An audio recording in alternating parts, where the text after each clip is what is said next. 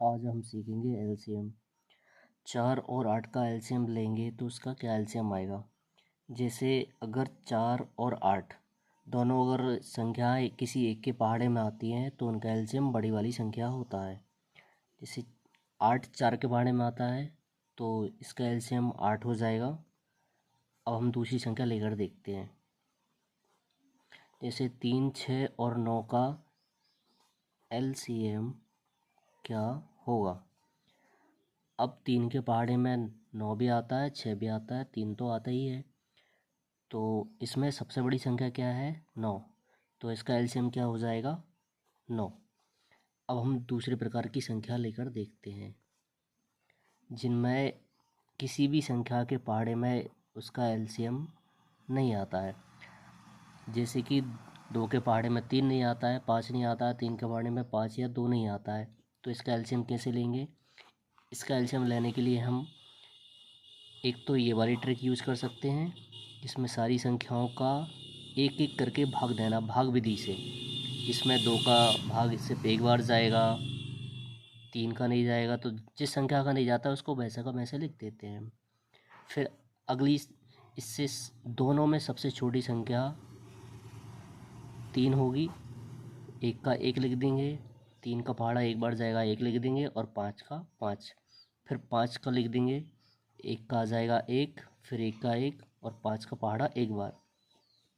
अब क्या करते हैं कि इन तीनों संख्याओं को आपस में गुणा कर देंगे। 2 गुणित 3 गुणित 5 जो हो जाएगा 2 3 6, 6 5 30। तो 30 इसका एलसीएम हो जाएगा इन तीनों संख्याओं का। ऐसे ही हम और भी बड़ी संख्याओं का ले सकते हैं, 10 20 और 40 का। इनमें अगर 10 के पहाड़े में 20 और 40 आ रहा है तो ये इसका एलसीएम हो जाएगा, जो कि सबसे बड़ी संख्या है। तो 10 20 40 का एलसीएम 40 हो जाएगा। वहीं अगर हम 12 और 15 संख्या लेते हैं, इनका एलसीएम क्या होगा। तो इनका एलसीएम निकालने के लिए 12 और 15 का देखते हैं कि एक दूसरे के पहाड़े में आ रहे हैं। अगर नहीं आ रहे तो हम भाग विधि का उपयोग करते हैं। फिर से हम भाग विधि लेते हैं। अब हम सबसे पहले सबसे छोटी संख्या लेते हैं। क्या 2 से कोई संख्या कट रही है, हाँ कट रही है। तो 2 से 12 6 बार जा रही है और 15 का 15 जाएगा। फिर 2 से कोई सी संख्या कट रही है, हाँ कट रही है। फिर 2 से काटेंगे तो 3 बार जाएगा, 15 का 15 आ जाएगा। अब हम देखते हैं कि अगली सबसे छोटी संख्या क्या है जिससे कट सकती है। तो ये 3 से कट सकती है। 3 से एक बार जा रहा है, 3 से 5 बार जाएगा। ऐसे ही फिर अगली संख्या 4 है, 4 का नहीं जाएगा। अगली संख्या 5 है तो हम 5 का देते हैं, तो 1 का एक बार हो जाएगा, और 5 एकम 5।